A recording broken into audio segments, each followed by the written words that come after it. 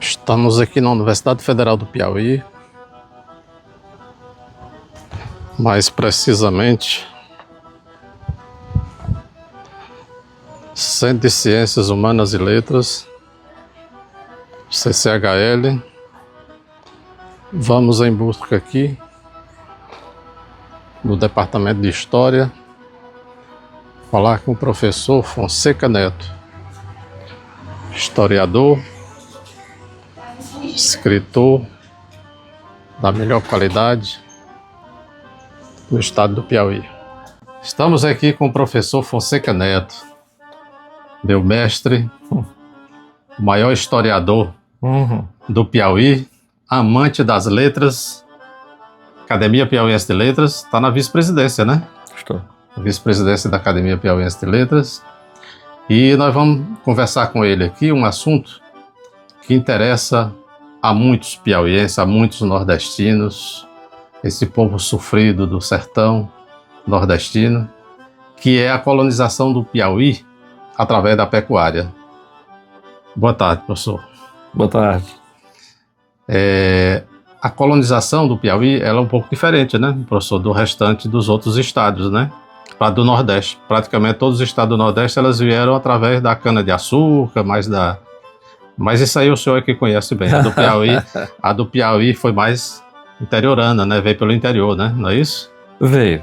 Rigorosamente, para que possamos ficar mais à vontade para usar a expressão colonização, nós precisamos reconhecer que toda colonização começa no litoral. O litoral, certo. Porque não tinha dos helicópteros, não tinha de alguém chegar direto no... Então toda ela é produzida, ela é uma processualidade de formação histórica litorânea. Entretanto, no caso do Piauí, como a ocupação dos sertões do Brasil, dos então tidos como vazios, né, que de vazios nunca tiveram nada, né, sempre foram habitados por humanidade, é mais tardia do que o que aconteceu do litoral do Maranhão, do Pernambuco, né, São Vicente, que hoje é São Paulo. Da Bahia. A Bahia, sobretudo, né, que tem uma centralidade da chegada dos portugueses. Então, o Piauí diferencia que, sobretudo, quando nós pensamos no sentido da colonização, que é um sentido basicamente do que depois se convencionaria chamar de economia, tomar essa chave interpretativa na categoria de discussão e de entendimento de economia. Então, essa colonização é que entra o Piauí com o gado, já no segundo século do processo da implantação colonial, de um modo geral. O Piauí, então, entra por um desdobramento, digamos assim, por uma expansão da dinâmica colonizadora dos próprios litorais, no caso, a Casa da Torre. E é simbólico isso, essa lembrança, porque a Casa da Torre é litorânea, enxergando o mar, lá na Bahia, né? Ela é uma grande empresa, né? É uma colonização empresariada. A Casa da Torre, fundada ainda no século XVI, né, na segunda metade, depois da implantação do governo geral. Então, ela se desloca em entradas, né, rumo aos sertões. E é nessa busca rumo aos sertões, né, com diversos objetivos, e um dos maiores dele não é nem criar gado, né? A força movente do movimento da Bahia, de Pernambuco, sobretudo da Bahia de Pernambuco, essas regiões desse litoral de leste, na direção da linha de Tordesilhas para dentro, é o apresamento de indígenas. O Sodilon Nunes. Em busca de mão de obra? Em busca... O aprisionamento e também de mudança. Em busca de mão de obra, sim, mas com um objetivo mais ajustado ainda. De mudança de hábitos. Não, também não. É de o quê? De escravizar. Escravizar. Por quê? A colonização, ela é mercantil. Em sendo mercantil, tudo tem que se tornar mercadoria. dentro desse processo. Inclusive os nativos. Inclusive os nativos, é exatamente isso que eu quero colocar. Então, a vinda dessas entradas, que é mesmo um dos objetivos dos bandeirantes, que vêm de mais longe, eles vão entrar, aquilo que se diz, entraram como uma espécie de aventureiros bonitos para conquistar o centro do Brasil. De beleza não tem nenhuma, Nada. no sentido da estética das coisas, inclusive do viver humano. Quer dizer, não, estão vindo em busca, sim, de conhecer, tocar a mão em riqueza, mas tudo no sentido de fazer riqueza. Então, ora, a riqueza mais que cumpria um papel, digamos assim, multidisciplinar nos objetivos da colonização, é o corpo humano, que só não, o corpo humano existente, né? O que é a maior prova da importância, né, no outro polo deste mundo que aqui existiu. Porque, Luiz, a ideia de que os colonizadores chegaram aqui e encontraram um grande espaço em branco, limpo, para implantar uma civilização, isso é uma balela. É uma balelona dominadora que continua em vigor. Mas não... Então, nós não podemos simplesmente cair nisso, ficar repetindo isso. Não, é negócio. A colonização é mercantil. Então eles fizeram as contas que chegar aqui, aprisionar um nativo, custava bem menos, onerava bem menos do que ir buscar um negro lá na África. Não, é isso também não. Também não? Só lhe colocando que interessante que isso aqui você está levantando. Mas não era mais... Veja só, não. Gastava menos, não? Deixa eu lhe dizer. Chegava aqui, né? Aprisionava, apresava, como se diz, né? O apresamento, né? Grande tarefa desses matadores, como diz o Agadobal. Aqui foi para o quê? Para vendê-los no mercado interno, sim, litoral. Portanto, nisso era contrário ao objetivo central da colonização, que era traficar de maneira né? O tráfico, digamos assim, intercontinental. Daí que surge, ainda no século XVI e XVII, os escravos da África, né? O escravo na África, dentro do processo da dinâmica da colonização, o escravo da África, ele é tornado uma mercadoria. Isso. Essa mercadoria, o seu tráfico para cá, era mais lucrativo do que o que resultaria do trabalho dele aqui. A venda da mercadoria dava muito mais dinheiro do que os tratadistas, como outros. Do que o suor que ele Fernando de derramava Nova. aqui. Exatamente. Então, só o ganho, o tráfico intercontinental de africanos para cá, para todas as Américas, né, foi o grosso da colonização. Dos lucros, porque tudo tinha que lucrar da circulação. Portanto, tinha que produzir esse escravo, esse ser humano, numa mercadoria, naquilo que tem tanta gente boa que reflete sobre o que é a mercadoria. Né? Portanto, nesse caso aí, era preferível de fora, dentro da dinâmica da colonização, do que o de dentro. Por quê? A loja da colonização era no cabo mercado interno. O corpo de indígena, ainda hoje. Já era mercado internacional. Ainda hoje, sim. Interessava a colonização ontem e a neocolônia de hoje, né? Essa questão que está em jogo aqui no trumpismo, a história não pode se desvincular de significado não, porque é acúmulo, para se entender.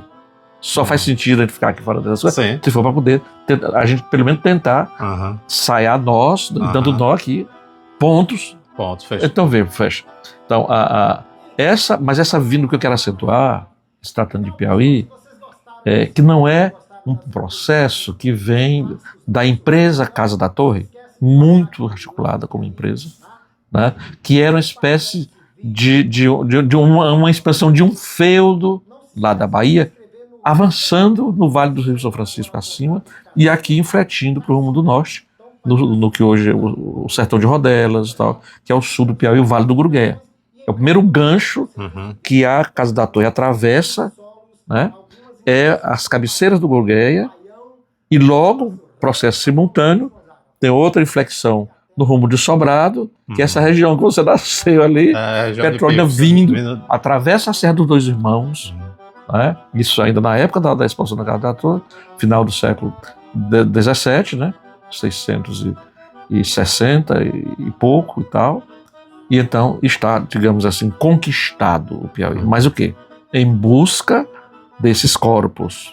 Como a disseminação do elemento escravizado vindo da África. Aqui era mais raro, por isso o Beckman se levanta em São Luís, por causa do monopólio de vir. Então, aqui acabou sendo mais intensa esse apresamento de indígenas. Mas é alguma coisa muito comum ao que hoje é o sul do Maranhão, aos Goiáses do começo, a Bahia do próprio Rio São Francisco, a alta Bahia, essa região que vai indo para o rumo do Jalapão. Se utilizando dessa mão de obra que está aprisionada local. Faz duas coisas. Ela vai servir, né, como um elemento de base, né, para a implantação que vem em seguida. Eu quero dizer, do ponto de vista de uma lógica. A empresa não planejou implantar fazendas diretamente. Não, foi depois, né? Isso exatamente. Foi depois. Vem junto, mas ali depois. Sem se negar essa coisa. Quer dizer, é o que o Odilon Nunes e vários historiadores e outros dizem, né, quer dizer, os móveis da implantação colonial do Piauí é o apresamento indígena e a implantação curraleira, né, que aí sim se aí consolida. O gado começa a chegar vindo de Pernambuco, principalmente da Bahia e alguns rebanhos de Pernambuco. E alguns rebanhos de Pernambuco, porque ali, digamos assim, depois da linha dinâmica da economia açucareira, na retaguarda dela, é que se desenvolve, porque a expansão da pecuária está profundamente ligada à dinâmica do engenho de cana. Quer dizer, não são só, como diz o Nelson Werneck Sodré, Caio Padre Júnior, só depois, ao longo de algumas décadas aí, é que o criatório fica algo dinâmico, mais independente mas ele nunca é completamente independente pela lógica da colonização. Isso. Né? Vai se criar gado, mas não é porque ele vai internamente aqui implantar uma civilização, não existe nada disso. A possibilidade sempre é o quê? De deslocar os elementos desse criatório para se realizar como mercadoria no litoral. E as fazendas nacionais, que eles chamavam, começou a fazer as fazendas nacionais, e lá onde hoje é Campinas, foi colocada a primeira indústria, né, de beneficiamento do leite. 2 séculos depois. 2 séculos depois. Depois da implantação. Ela já em curso e tudo mais, né? Ali se fixa, né? Os currais se fixam, o século XVIII inteiro, essa dinâmica, é uma espécie de um protagonismo mais pleno, do ponto de vista da pecuária e tal. Eis que o que explica o nascimento praticamente de todos os pontos, as tranqueiras que virariam vilas e são hoje boa parte das cidades piauienses, quase todas nasceram de uma tranqueira, que na linguagem do português antigo, são os currais, na verdade. Os currais, né? Tranqueira é um ponto de curral, tranqueiro, você tranca, você isola e tal. Isso está muito bem descrito, na historiografia, o que é muito desconhecido justamente porque se pega 2 ou 3 ideias que servem e elas se tornam, digamos assim, ideias mestras e sai querendo dar conta de explicar tudo. E não dá. Essa questão mesma dos currais, das fazendas nacionais, isso é quase um ponto fora da curva na lógica do processo da colonização. Eis que morre o grande latifundiário, sesmeiro, sócio da Casa da Torre, que é o Domingos Afonso, né, Sertão. Ele não morreu sabendo que um dia iriam chamar de Mafrez, né? Eis que morre esse homem, dono do Vale do Canindé todo, e parte do Gurgueia, e vindo para o rumo do Puti, dos Longazes e tal, junto com a Casa da Torre. Eis que morre em 1711, e ele era um homem lá na Bahia, muito influente, muito rico com o irmão menos rico e menos famoso, Julião Afonso Serra. E ele então era um irmão jesuíta, devoto, né? Então ele, ao morrer, deixa por testamento as fazendas dele, sobretudo as do Piauí, né, as mais distantes no processo. Ele deixa então, transforma isso num morgado, né, e deixa para ser administrado pelos jesuítas do Colégio da Bahia. Então ele nomeia administradores do morgado de Domingos Afonso, no meio já a freguesia da Mocha, Onde hoje é Oeiras, né? Hoje é Oeiras. Ele constitui um morgado. Quer dizer, um morgado era uma forma de não transferir a titularidade do patrimônio para herdeiro nenhum, pessoa física. Quer dizer, então, a legislação do tempo é porque você cria um morgado, que é uma espécie, quer dizer, é um espólio que se chama hoje no direito civil, e esse espólio ele entrega marcando para que deveria o resultado dele, né? Para que ele continue funcionando, né? Era uma maneira de não desintegrar o grande patrimônio. Aí entra uma instituição familiar, muito forte. Muito forte, ele entrega e deixa determinado no testamento, né? Os frutos da administração. A igreja, no caso... Ele deixa para o sustento do próprio colégio dos jesuítas. E também para umas 20 ou 30 designações. Né? O mais famoso é do próprio colégio, né?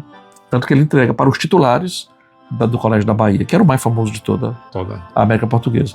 O professor, eu gostaria que ele desse assim uma explicação para nós, que não somos historiadores, nós somos leigos, né? Quem entende de história é que o professor Fonseca Neto.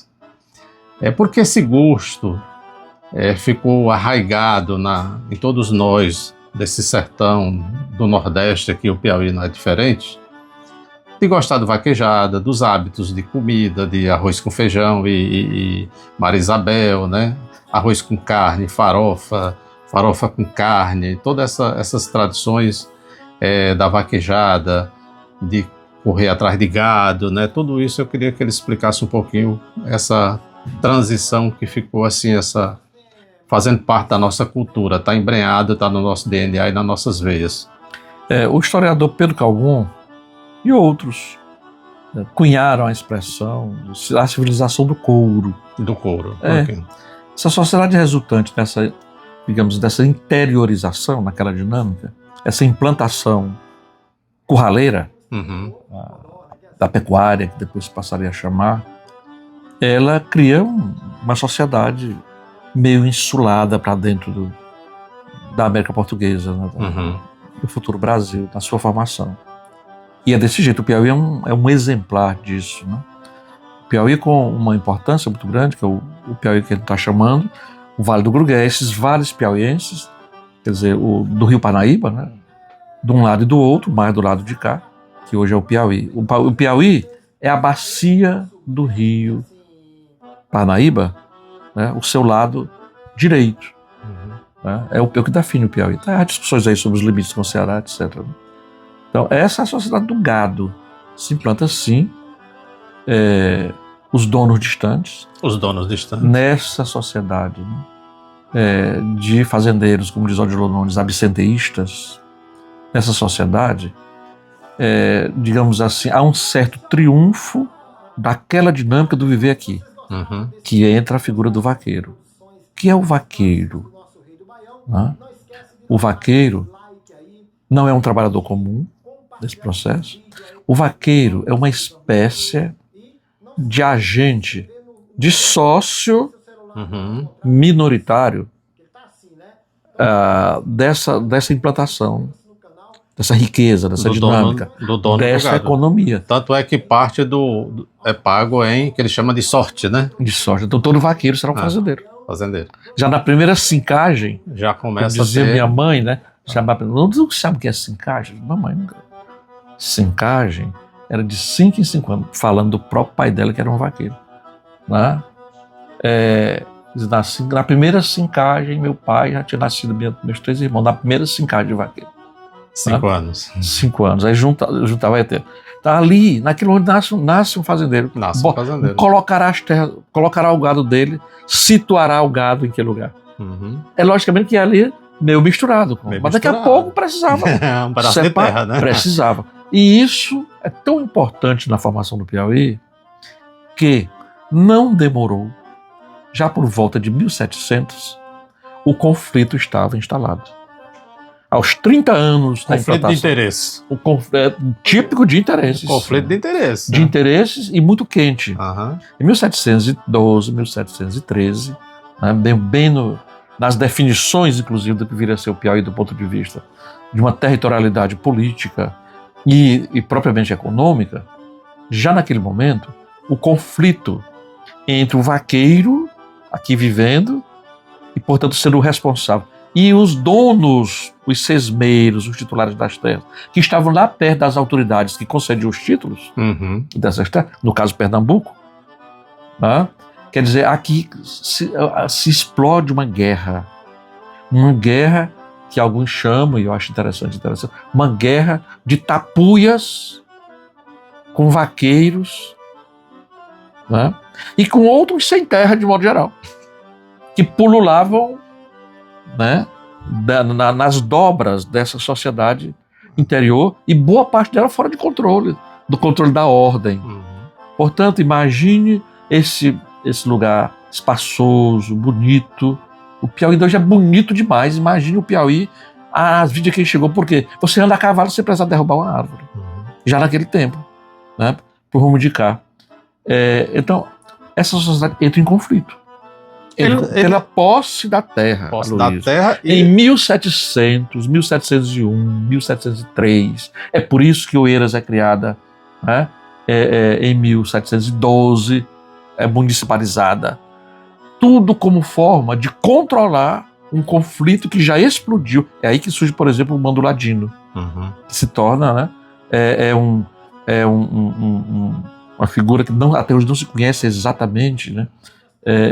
Se ele era negro, índio, sabe-se que era índio, com certeza. Ele era nativo, mas não era só. Ele já era uma pessoa, e foi aculturado, foi alfabetizado por padres, que não se sabe direito se foi jesuíta ou outro tipo de padre.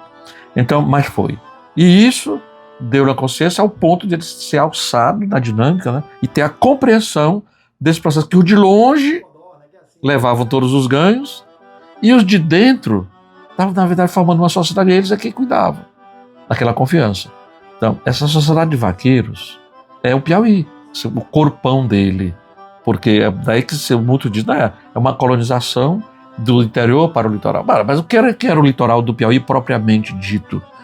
O Piauí, na configuração da colônia, da administração colonial, era parte do território submetido ao Maranhão, ao Estado colonial do Maranhão, que ia no litoral, desde a Angra dos Negros, que hoje divide o Ceará do Rio Grande do Norte, e até os Andes, esse litoral, o restante do litoral, com Marajó, com tudo, era o Estado colonial do Maranhão. E o Piauí aqui do lado dele, perto mesmo da própria capitania do Maranhão. Pertencia ao Maranhão. Pertencia ao Maranhão, ao Estado do Maranhão. Isso. O Piauí então, foi uma capitania que se distinguiu. Essa história, não, o Piauí não tinha litoral, mas o Piauí não era capitania, o litoral era do Maranhão. Tinha, porque era do Maranhão. Exatamente. Né? Ele teve como os outros, né? Porque o sistema de capitania loteou o litoral inteiro. Desde hoje, onde é Santa Catarina, ali, até o Pará. Loteou no litoral. E se projetou imaginariamente, né, essas doações, essas capitanias, porque os seus donos tinham o título de capitão e governador, até a linha de Tordesilhas. Tinha que passar pelo sertão. Portanto, no caso do Piauí, o delta foi, né, ele foi doado também. Ele foi doado por um capitão chamado Fernão Álvares de Andrade. Fernando Álvares de Andrade. Que era o Fernando Haddad do rei do João III. Era o ministro da Fazenda, era o provedor do Império Português. Foi quem ganhou o pedaço que hoje é o litoral. Né? E acabou não assumindo, aquela história que se sabe. Portanto, esse sertão, mas também, sobretudo, nessa dinâmica, Aloysio, o litoral do Piauí, ainda que pequena a faixa, né, custou ser ocupado porque ali era habitado por uma nação. Isso é da linguagem dos documentos e da cartografia da época. Ali era uma nação Tremembé, que não deixou... Valente. Não deixava. Que ali o quê? Quando os franceses ocuparam este litoral, os franceses ocuparam esse litoral de 1590 até a expulsão em 1615 de São Luís. Né? Quer dizer, esse litoral esteve sob o domínio. Mas o que os franceses fazem? Negociador diplomático com os Tremembés, como fizeram depois com os Tupinambás, para a Fundação Luiz. Então, essa interioridade, né, ela está ao mesmo tempo sendo ocupada, né? Sendo ocupada entre o Estado do Brasil, capital em São Luís, e o Estado do Brasil capital em Salvador, com essa movimentação da torre, e ao mesmo tempo o território do Piauí submetido a um outro Estado, que era o Maranhão. o que facilita o conflito. Porque o Maranhão, em que pese ser a mesma administração portuguesa, mas os interesses do Maranhão não eram necessariamente, na dinâmica interna da colônia, não eram o mesmo da Bahia. Então, o Piauí é uma terra que tem tudo para ter muito conflito. E o conflito explode, e em certo momento, né, é uma espécie de frente ampla, olha que coisa, que bomba, frente ampla, né, de nativos em processo de um combate exterminativo, né, entre a aglutinação e a exterminação. Os vaqueiros, quer dizer, já no momento dos cafusos, quer dizer, já tinha o quê? Já existia naquele momento da chegada do Piauí, o Brasil já vai o quê? Na 7ª geração. Já quase todo mundo aqui já é brasileiro. Essa coisa de os portugueses, todo mundo, isso lá atrás, é quase todo mundo mesmo, hoje a DNA está mostrando os estudos mais avançados. Portanto, essa ocupação tem essa dinâmica, por isso o processo de lutadores sem terra contra Porcelo no Piauí é mais intenso do que em qualquer outro lugar da colonização da América Portuguesa. Não é à toa que 100 e tantos anos depois, vaqueiros estão, né? É claro que deu um giro na história muito grande. Vaqueiros estão anônimos na beira do riacho, né? Num outro contexto, mas num outro contexto, morrendo como brasileiros, digamos assim, como brasileiros. Quer dizer, essa memória social, essa memória coletiva de um povo que precisou resistir. E resistiu. Era evidentemente que uma ordem maior os esmaga, né? É vitoriosa, o poder local, mas ele desentranha dessa dinâmica. O futuro Barão da Paraíba, famoso Maurício Martins, ele é um filho típico dessas relações conflituosas, né? Que acaba urdindo e o seu próprio poder, aproveitando inclusive o momento da independência para triunfar e tomar o poder local de uma ordem, de uma sociedade, né, de latifundiários, de uma aristocracia rural, já muito articulada em 1823. Então, isso que você se refere. Essas tradições do povo, populares, são muito enraizadas, sim, no Piauí, e muito se conservou, porque ele também, pela posição dele, em que se deu digamos assim, a estruturação da formação e fixação do ser piauiense, dessa humanidade no Piauí, né? Pelas dificuldades de alguns trânsitos, com São Luís, com os litorais e tal, ele acabou. Vamos resolver por aqui mesmo. Vamos resolver, e criou muita beleza, que é isso que você se refere. Né? Vamos resolver. Então ela ficou mais infensa a certas influências. Por que Parnaíba é uma espécie de elo meio irresolvido naquele lugar? Ela não quer ser o tempo todo litoral Europa, e tal. Meio Europa. Recusa um pouco essa relação com o Piauí. No mesmo tempo, o que é um dos maiores símbolos da parnaibanidade, por dizer assim, é a charqueada. É um princípio de indústria tão importante para Parnaíba ter essa polarização no final do século XVIII, já no declínio da sociedade do gado, esse declínio ali, naquele momento, isso é tão importante lembrar, porque é o que caracteriza Parnaíba até hoje, inclusive como sede das indústrias no Piauí. Porque a charqueada é a primeira forma de indústria, de algum tipo de transformação que vai agregando valor e já pensando já uma coisa dentro da dinâmica da venda do mercado internacional. Quer dizer, que é a Companhia Geral do Grão-Pará e Maranhão, em sede de São Luís, que é quem enseja, né, essa exportação de carne do seu charqueamento, porque ela só pode ser exportada no momento em que se ela é desidratada e vendida, e que em que o gado vinha lá, o gado, o rebanho maior era no sul, lá até Oeiras, e lá vinha através do rio, levavam pelo rio Parnaíba, né? E sobretudo por dentro caminhando. Por dentro caminhando, a boiada, até Parnaíba. Até Parnaíba para essa finalidade. Lá o gado era abatido, né? Quem ia por terra, Não, né? o gado vinha por terra, era abatido em Parnaíba. Em Parnaíba. Era. E algumas mercadorias vinham pelas balsas? Pelas balsas e já por terra também. Por terra também. Olha, existe, está bem demonstrado, documentado. O Piauí tem estradas, os caminhos da época possível. Em 1720, 30, no momento em que Oeiras, que se instala o governo da capitania, Oeiras já tem interligação por estradas com Minas Gerais, com o Rio de Janeiro, com São Luís nem se fala, já tem estrada boa. Com a Bahia é o tradicionalzão. Tradicional. Porque com a Bahia tem a por terra e tem também, porque vai atravessar o São Francisco, e o São Francisco já é navegável, de certa medida. E sobretudo com Pernambuco. Então, lá naquele centro, não é à toa que o governo português, sobretudo a diocese, é quem funda Oeiras, a futura Oeiras, é a diocese. A igreja chega antes na organização do território, ela chega antes.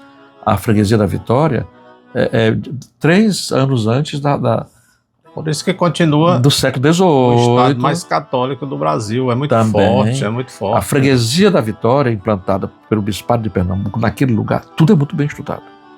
Aquele lugar da freguesia da Vitória, aquela matriz de Oeiras, ela é a mesma distância lá para Parnaguá, a distância de Oeiras para o litoral, e uma equidistância numa direção de Floriano, as chamadas Matas de Espanha. Isso está descrito em 1694, 1697, pelo padre Miguel de Carvalho, a serviço de Pernambuco. Quer dizer, é o Piauí de hoje. É o Piauí. É a paróquia, é o mapa do Piauí hoje, com pequenas diferenças lá na questão, na direção da freguesia do Rio Grande, que é a parte de cá, ali onde o Piauí se limita com a Bahia hoje. Então, essa sociedade aí, com todos esses valores que ela exprime, que conserva, e do gado, o que não se pode negar é que é forjada, né? Nunca foi pacífica essa relação dos vaqueiros tomando consciência, digamos assim, do seu papel, os nativos tomando consciência e precisando resistir, porque aí é a consciência da humanidade, aqueles valores, né? O direito de resistência é um direito sagrado que ele está em todas as Bíblias de todas as civilizações. E eles resistiram tão bem e continuam resistindo hoje a questões de interferência cultural. Você vê que o nosso povo nordestino, piauiense, principalmente dessa região que nós estamos falando, eles não abrem mão dos seus... O que eles gostam? É de vaquejada, é de festa de vaquejada, é do aboio, é da sanfona, é do forró, é das festas tradicionais. Ele não adianta querer empurrar lá rock, funk, não sei o quê. Não dá, não entra. Eles resistem. A resistência vem depois. Resiste. Continua, é uma resistência, eu não sei até quando durará, porque é o seguinte, porque os processos do sistema e da cultura do capital, monetizando tudo, sabe? Quase todos os prefeitos. Qual é um dos principais insumos, pelo que leio na imprensa? Em alguma imprensa, né? E vivendo, olhando as coisas, qual é um dos principais insumos que, por exemplo, hoje arrebenta os orçamentos dos municípios e é um dos principais elementos, né, que está sugando os orçamentos das municipalidades do Piauí? As grandes bandas. As grandes bandas, justamente, que se transformou numa outra linguagem, né? Segundo se diz, e o Ministério Público diz isso, não é? É o quê? Sugando tudo, porque não tem coisa melhor e mais propícia do que uma máquina de lavar dinheiro, né? Porque é um troço que não se sabe direito quanto é, e vai lá em cima e não tem licitação, não tem nada, é essa coisa bem, quer dizer, e isso está impondo, por exemplo, essa outra cultura sertaneja que não é a daqui. Mas é sertão, é o Brasil do sertão, é o sertão caipira, mas como se transformou nessas grandes máquinas eletrônicas de música e tal, que chegam na cidade dessa, arrebenta, leva o orçamento que ela passa 3 meses sem ter um tostão. Mas isso aí, circulando e tal. Mas como tudo na vida, é cíclico, né? Tomara que seja. Eu acredito que esse ciclo seja curto, não vai longe, porque eles resistem. Resiste, mas tem algumas coisas. Veja, por exemplo, a cultura da vaquejada. O que você está falando aqui já umas 3 ou 4 vezes, de vaquejada, não é essa máquina grande. Não. Essa indústria da vaquejada de ouro. Não, é o gado local. Quando você fala em corrida, é corrida de morango. É morango. Conheço. Aquela coisa bonita. Sim. É uma brincadeira. Brincadeira ali. Que o cavaleiro não tem raiva do boi. Não. Não tem premiação. Ou tem uma brincadeira entre eles, para saber quem deu alguma pouquinho ali. Mas né? aquilo ali, quer dizer, rigorosamente é a festa. É a festa. Do dia em que os vaqueiros recebiam, né? Que fazia a separação. Passavam 3 dias, matavam 2, 3, 4. Bata o teu também. Entendeu? E vamos brincar. Quer dizer, uma coisa interessantíssima, né? Outros caras que não, isso aí prova de que é uma sociedade que não era conflituosa, porque os donos, os proprietários, os titulares das terras, das fazendas, doavam não. Isso era uma coisa, por isso que eu faço questão de sempre lembrar que por que os escravos não foram vaqueiros? Muita gente confunde. Muita gente confunde, até tese de doutorado por aí, que não investiga direito a coisa, sabe? Quer dizer, por que é um estado escravista? O Piauí é escravista, sim. Não tem aquele negócio de que o Piauí que anda. Ninguém não tem. Piauí, meu amigo, nego muito. Escravizou até. Muita coisa. Agora, veja só, é preciso que se separe. O vaqueiro é uma categoria histórica do mundo, desse mundo do trabalho, né? Que não pode se confundir com o vaqueiro. Quer dizer, com o escravo, o escravizado, as funções dele naquela sociedade, né? Então, o vaqueiro, é evidente que um ou outro escravizado, né? Monte num cavalo e tal. Mas para se transformar no vaqueiro recebendo a sorte, não, é preciso que se atente para isso. Isso tem muita importância, que a gente estuda o mundo do trabalho, a evolução das coisas. Não se pode fazer certas atenuações desviando o processo que se deu. Então, até por aquilo que se colocou no começo. O escravo, ele é uma mercadoria. Ele é uma mercadoria. Tanta mercadoria que antes dele, digamos assim, entrar em ação, o seu corpo, né, a sua energia vital, para ser como um instrumento de produção, como dizia já o Aristóteles lá atrás, um instrumento vocal, né, quer dizer, um burro de carga, de trabalho, né, para diferenciar dos outros seres, quer dizer, antes disso, ele já fora fabricado como mercadoria. Ele já chegou como mercadoria. E como mercadoria ele permanecerá. E já deu dinheiro a muita gente, porque vem de lá para cá. Mas ele já deu louco, já encheu as burras, que é um dos elementos mais tributados da circulação escravista, né, foi justamente os corpos humanos para essas Américas. E nisso, Portugal, o Brasil só é mais tardão em acabar com a dele. Mas foi um grande, digamos assim, esteio de quem avançou mais na colonização, que é o Portugal e a Espanha, nessa colonização mercantil do século XV e XVI, mas a França, a Inglaterra e as outras regiões, todo mundo lucrou, digamos assim, ganhou, acumulou, mais do que lucrar, acumulou riquezas. A riqueza desse lado transposta para o ambiente europeu. Agora, essas transformações culturais, quando eu digo, elas correm risco, mas nunca deixaram de correr. Sempre teve risco. Com aquela coisa de si. Mas eu acredito na resistência. Na resistência, né? Um dos mecanismos é associar com pobreza. Não. Isso é cultura. É cultura. Povo. Não precisa coisa mais tenebrosa, você que é lá aquele sertão lindo dos Araripes ali, desse Piauí tão de dentro, né? Do que, por exemplo, morrendo a cultura, por exemplo, os doces de umbu, os doces de cajuí que ainda tem por ali, de outras coisas e tal, mas morrendo pelas guloseimas adocicadas que chegam a cachapantes, modificando os hábitos das crianças. Pouquíssimas crianças aprendem a comer, morder um caju. Nossa. Gente, morder uma manga, assim vendo manga, roer um buriti, tirando a escaminha dele, que ele cai sempre na água do buriti, né? Certas frutas, satanizar o nosso piqui, que ainda vai ser uma fruta nobre. Mas é nobre. Lindo uma coisa aquilo ali, que tem tanta utilidade, né? Só óleos, né? Óleos, né? O piqui dá 3 ou 4. Outro dia que teve uma exposição aqui de uma pessoa muito curiosa e tal, 4 tipos de licor só do piqui. Do piqui. Desde a castanha dele até o mesocarpo e tudo mais. Quer dizer, então, essas coisas, mas estão derrubaram quase todos. Eu acredito na resistência. Na resistência. Vai resistir. Não, se resistir. Tem que passar pela escola. Tem que passar pela escola. Tem que passar pela escola, que seja uma escola que esteja a serviço disso. Sim, sim. Porque a que nós temos, o sistema que nós temos, é o contrário. Ele é um convite a você não olhar o que é a escola típica nossa. Minha, 100 anos atrás, desde as primeiras escolas do Piauí. É um convite a você se despojar, criancinha, se despoja do universo, né? Tá? Do universo que é ao redor, que é o real dele, né? E ele já vai incorporando o de longe, porque ele precisa ser um ser colonial. Portanto, ele tem que enxergar, primeiro de tudo, a abrir os olhos, na hora que decodificar o alfabeto, que ele já é o jeito de falar e de codificar de lá, já é para aprender que lá é melhor. Então, imagine o quanto precisa mudar do ponto de vista da educação, de uma educação popular que incorpore esses elementos, né, afugentando o tempo todo a força, né, da cultura reproduzida nos moldes das colônias. Por quê?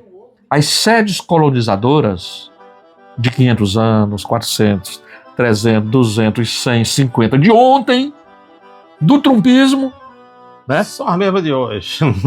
No essencial, em termos de força, né, colonialista, imperialista, elas estão em pleno funcionamento. É o conflito e é uma luta em aberto, né? Quer dizer, então, o desafio é grande demais. Eu sempre lutei muito aqui. Eu gosto muito de falar desse assunto que você está colocando aqui, e suscitando. Eu gosto muito de falar sobre isso. Gosto, sim, você deve estar percebendo aqui. Por quê? Para lembrar isso, porque eu também sou muito enraizado, eu sou um sertanejo e tal, acho lindo o mundo. Por quê? Por que isso? Porque cedo ainda eu tive a compreensão de que eu compreendesse o mundo, suas lutas, suas belezas, essa natureza muito bela, que evidentemente que quem nasceu nas suas durezas, e tudo mais, às vezes não tem motivo de achar bonito, porque dá aquela amnésia que a realidade lhe impôs como um ser cultural, um ser humano cultural, nascido num determinado lugar e em determinado tempo. Então, mas essa beleza, alguém se descobrir, daí a revolução, que a natureza não é feia. Nós aprendemos a vida inteira. Ô, meu caro, você é mais novo do que eu um pouquinho, noto aqui. Não, mas o quê? Mas o que nós aprendemos? Que o mato é feio. O mato é feio. Mas agora... A gente depois, na velhice, e agora que coincide com esse movimento do mundo e tal, de você voltar à natureza, por que os poetas nunca esqueceram a natureza? Por que os poetas... Será que tem uma coisa cantada na natureza? Aliás, na poética de todas as civilizações, de todos os repertórios. Eu vou evitar a palavra civilização porque ela é carregada de vieses ideológicos e discursos, mas o ser humano, na sua beleza de compreender a sua própria existência, né? Isso que está repertoriado. Por que os poetas nunca acharam a natureza feia? Por que o pôr do sol, por exemplo? Por que o crepúsculo? Por que o arrebol? Por que a estrela d'alva? A figura da Vênus, que é vermelha, portanto é linda, né? A revoada dos pássaros. Isso nunca passou despercebido dos poetas. O amanhecer dos pássaros. Para mim, os poetas são antecipadores das belas histórias. Das histórias que eles contam as histórias, digamos assim, chamam, né? Será que tem coisa mais bela, por exemplo, no combate da própria escravidão no Brasil, do que a poética do Castro Alves, daquela hora H? Né? Quer dizer, ele morreu, explodiu, flamando, vermelho, poetando contra o horror da escravidão. Quer dizer, aqui, se aparecesse um ou outro para cantar certas coisas e tal. E tem. Então tem essa coisa toda. Eu tive em São João de Sende há 15 dias atrás, lá no primeiro lugar ali, o primeiro campo de concentração indígena do Piauí, vou logo dizer assim. Quer dizer, os aldeamentos indígenas, São João de Sende, criado pelo primeiro governador do Piauí, João Pereira Calça. Aquela coisa, um festival de cultura. Eu disse, gente, isso aqui era um paraíso. Agora, um paraíso, mas a humanidade que viveu aqui, fundadora, para o qual, inclusive, se destinou aquilo ali, na verdade, foi o lugar da sua sucumbência, né? Foi o seu, digamos assim, foi o seu inferno. Quer dizer, foi a sua noite que não voltou mais. Tentaram sair de lá, voltar à sua vida normal, e foram todos mortos, né? Numa das mais horrendas chacinas, né? Digna do Las Casas, se tivesse visto, ter feito aquela denúncia. O São João de Sende, que irmão do aldeamento, né, dos Gueguês, que hoje é a cidade de Regeneração. Regeneração. Né? Quer dizer, esses processos, isso não pode ser escrito, mas uma criança vai abandonar a escola se você ficar com todas essas histórias, ele não vai achar que a escola tem graça. Não, tem o direito de dizer. Para isso tem os pedagogos. Depende do professor. Mas não pode negar. Não pode. É mentir. Não pode mentir. E nem enfeitar. ludibriar que é o que se faz. É o que se faz. Enganar a criança. É o que se faz, Luiz. Então, tudo isso tem jeito, tudo isso é resistência, mas vai passando. A escola teria que ter esse papel cada vez mais. Ainda que a escola tecnológica, sim, mas a escola tecnológica de alguém situado lá no interior do Piauí, vivendo essas coisas, tomando consciência de que eu sou assim, a minha posição na vida social é assim e tal. Porque quase todo mundo dizia, eu quando era criança lá no meu sertão do Maranhão, no Piauí, cheguei aqui, todo mundo dizendo, minha avó foi apanhada dentro de cachorro, era uma índia. Era uma narrativa comum. As pessoas foi apanhada de cachorro. Era o que se dizia. O cachorro pegou, né? O que significa dizer isso? Significa dizer que quase todo mundo tem uma avó, um avô. Ô, Aloysio, durante 100 e tantos anos não veio mulher portuguesa pra cá, não. Isso. Não veio. Não via, só via homem. E como é que os meninos nasciam? Tinha que ser de mãe daqui. É evidente. Darcy Ribeiro, essa figura linda que eu não paro de cantar. Esse homem tão belo, esse brasileiro, Darcy Ribeiro, o povo brasileiro. Darcy Ribeiro recuperou tudo isso em sede de escrituras, de estudos de ciência, se você quer assim. Está tudo aí colocado, mas praticamente tudo sonegado. No dia que a ditadura militar infame de 64 colocou, quem foram os 2 primeiros, 3 primeiros, nas primeiras semanas ali, que foram postos a pique, depois banidos do país? O Darcy Ribeiro e o Paulo Freire. Lidavam com o que esses 2 homens? O que a ditadura que os expulsou, reacionária, né, muito marcada pelos fascismos, quer dizer, o que quiseram simbolizar sufocando e destruindo esses homens? Daí para frente, os outros intelectuais que pensavam criticamente a formação brasileira, né, por que foram tão perseguidos de maneira tão cruel? Continua sendo, né, de certa maneira. Então, por quê? Exatamente porque isso é brasa pura. Ficar lembrando isso em escola, que é o que o Darcy Ribeiro sempre colocou, né? E outros, o Aníbal, o Anísio Teixeira, quer dizer, essa escola que diz o que é o Brasil. Então você nasceu, a história da sua rua, claro, uma coisa bela e mostrar para uma criança como é que nasce um pé de feijão. Nasce vendo, mas aquilo é proibido. Mostra uma galinha para criança. Galinha. O que dizer, por exemplo, que a galinha é colonizadora? Que mal faz dizer. Aliás, até é interessante isso, porque se fala tanto e elogia toda a colonização e ninguém diz uma criança que a galinha é colonizadora. É colonizadora. O Brasil não tinha galinha. Tinha as galinhas d'água, mas a galinha que nós conhecemos, tão caipira. Será que coisa mais brasileira, mais pior isso do que a galinha caipira, que já está até meio superada, já está aí. Né? Eu já é um luxo hoje para alguns comer uma galinha caipira, de verdade. Pois essa galinha, ela é tão colonizadora que na caravela está na Carta de Pero Vaz. A Carta de Pero Vaz é famosa. Os meus estudantes se riem aqui quando eu leio isso. Na Carta de Pero Vaz, de Caminha, está descrito que eles vinham trazendo, uma caravela era só de bicho, eles comerem na viagem, comendo e tal. Então trouxeram algumas galinhas. O que sobrou, soltaram. Para mostrar para os indígenas. Os indígenas. Lá no Porto Seguro. Levaram, quando eles aceitaram entrar naquilo, né? Gostaram, né? Lá para o 3º, 5º dia, e que eles aceitaram ir lá. Subiram. Pois na hora trouxeram umas 2 ou 3 galinhas. E eles correram. Você já imaginou um indígena desse, milenar aqui, correu com medo? Porque não conhecia. Um bicho desse tão um selvagem. Mas tudo isso o quê? Português de muita ciência. Aqui, na hora que eles viram aqui, eles disseram, então não tem aqui não. Olha, a criatura testando para saber o que é aqui. É a famosa história que viu a medalha do capitão, né? Medalhão de ouro, né?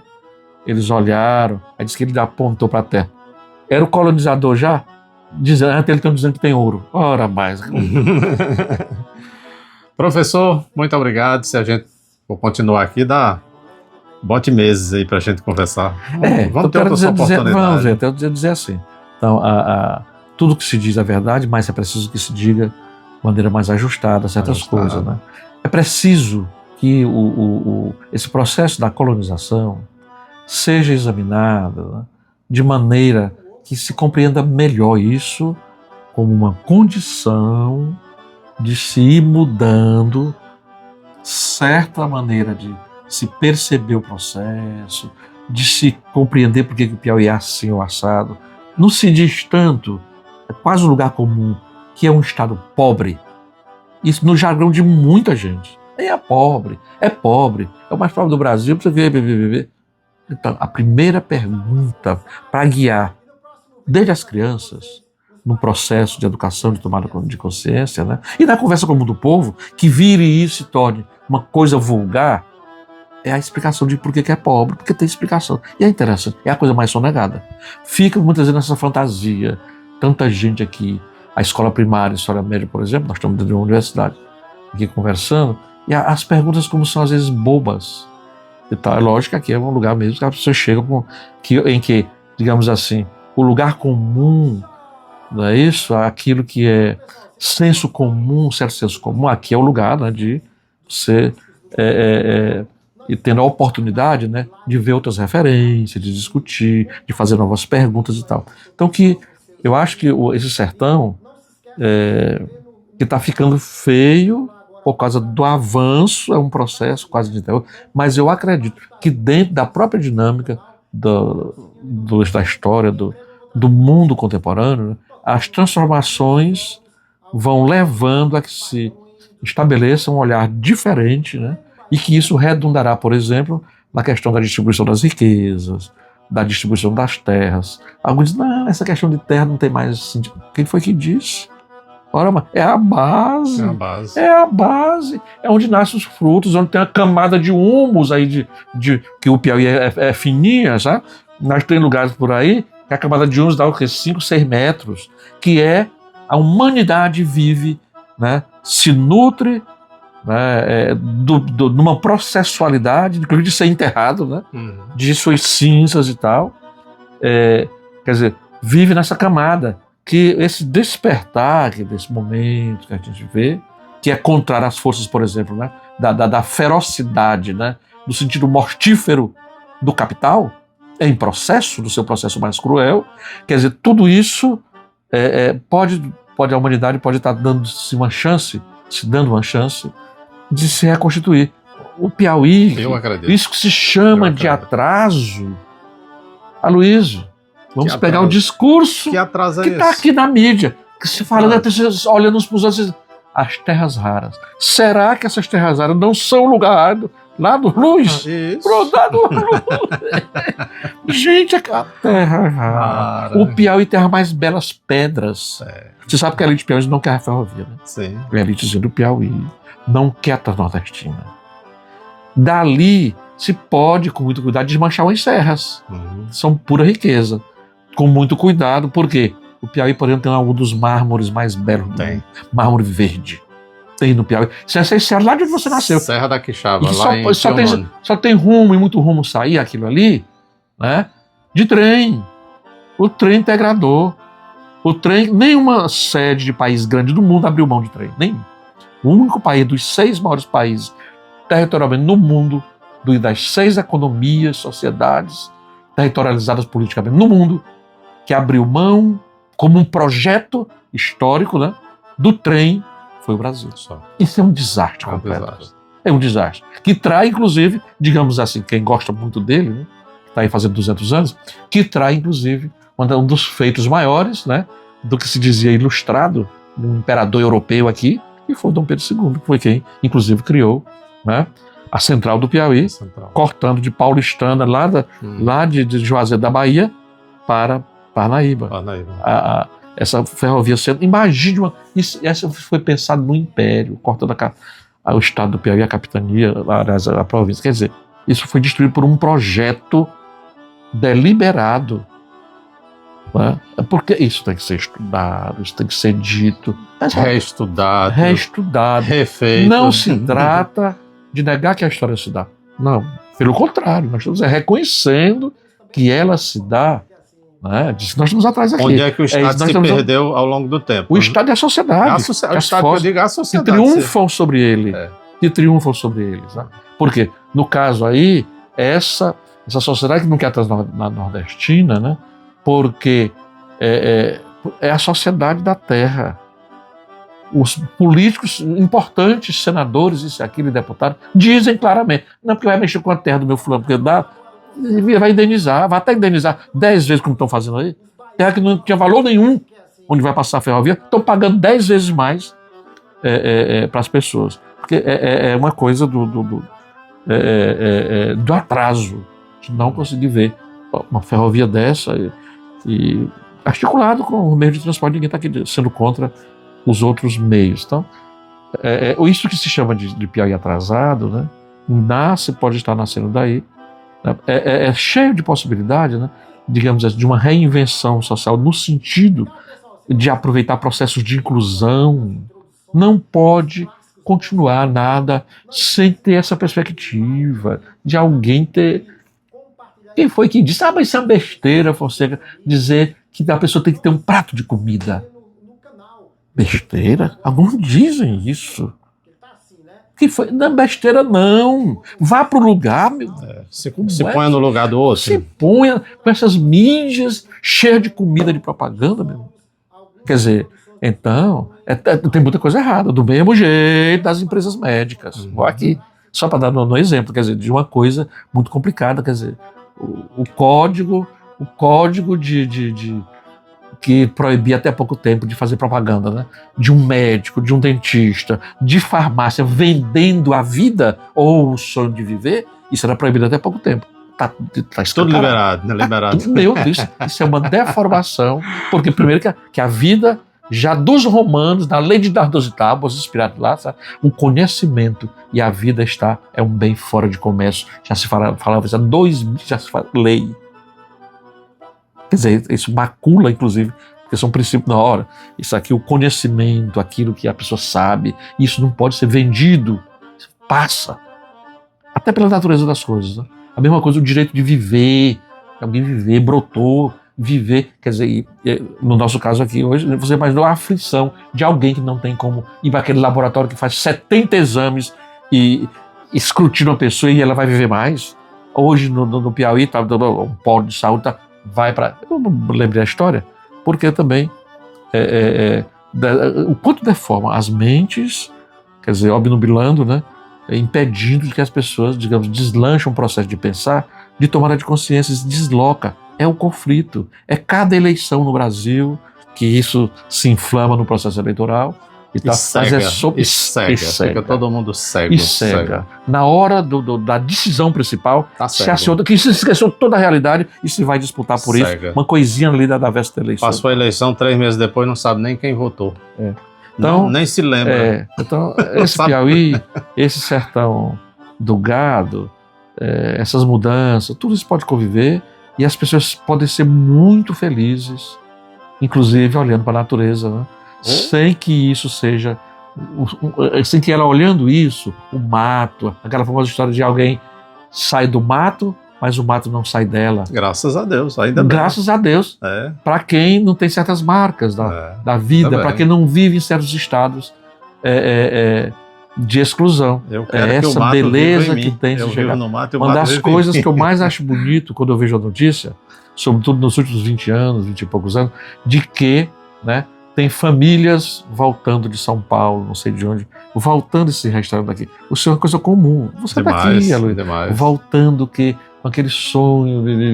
Agora mesmo, semana passada, mataram uma pessoa, um conhecido meu, que foi uma dessas pessoas que veio com esse sonho e acabou, por outras tragédias, sendo engolfado. Mas isso é muito importante. Então, o Piauí, o processo, a colonização, ela é geral. Aqui tem suas singularidades, que é isso que você buscou entender nessa conversa, tem suas singularidades, como tem muitas outras singularidades. é um equívoco terrível, essa coisa de dizer que, ou de pensar, essa forma de pensar que, por exemplo, a globalização, que foi uma coisa, né?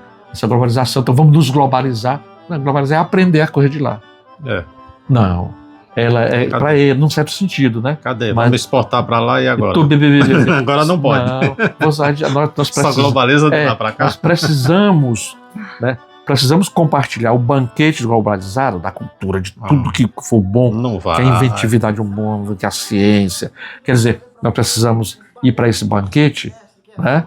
Com as nossas singularidades, significadas no banquete. E não deixando de comer tudo aquilo que a pessoa pode vender no estado desse, né? De doce caseiro. Eu dizia isso há 30 anos atrás na entrevista. De doce caseiro, esses doces, essas receitas. Isso tem um potencial muito grande, né? De, por exemplo, de sustentabilidade, inclusive financeira. Sim. Dentro dos arranjos que o próprio sistema do capital seja, né? Desde que desmonopolize, desde que certas tiranias que ele impõe, a gente mitigue isso, elimine, mitigue e tal. Portanto, é a sociedade, né? Dos iguais, é a sociedade fraterna. Isso é um sonho, isso é coisa de filósofo, isso é coisa de poeta. Não, uma realidade sim. Está no chão. Exatamente. Tá Isso é real, porque não tem coisa mais bonita do que a gente olha um curral bem fotografado, do livro, por exemplo, do Olavo, que fotografou o Piauí, acho que você deve conhecer, Carnaúba, Pedra e Barro, esse grande amigo que amou o Piauí, quando ele olhava um curral decaindo, vamos conservar isso, mas conservando, como ele tinha um sentido de justiça muito grande, né? Ele não achava aquilo bonito, mas achava, né? E eu acho também, considero, quer dizer, um olhar, uma maneira de ver aquilo, de perceber, de fotografar, de reproduzir, de se discursar sobre aquilo, né? Com uma reverência desse passado, mas nunca querendo que ele se repita. Não. Até porque não se repete mesmo. É tolice achar que o tempo volta atrás. Então, quando se fala aqui em vaquejada, corrida de Mourão e outras coisas, sabe? Entendeu? Mas é na beleza da sua existência. Sim. Como coisa que faz... Você vai na alegria dos vaqueiros numa festa daquela. Eu sei disso. Senhora, porque na minha terra, no Maranhão, tem... Bom demais. Eu nasci entre os vaqueiros e tal. Bom demais. Professor, muito obrigado. Estamos por aqui. Estamos aqui, viu?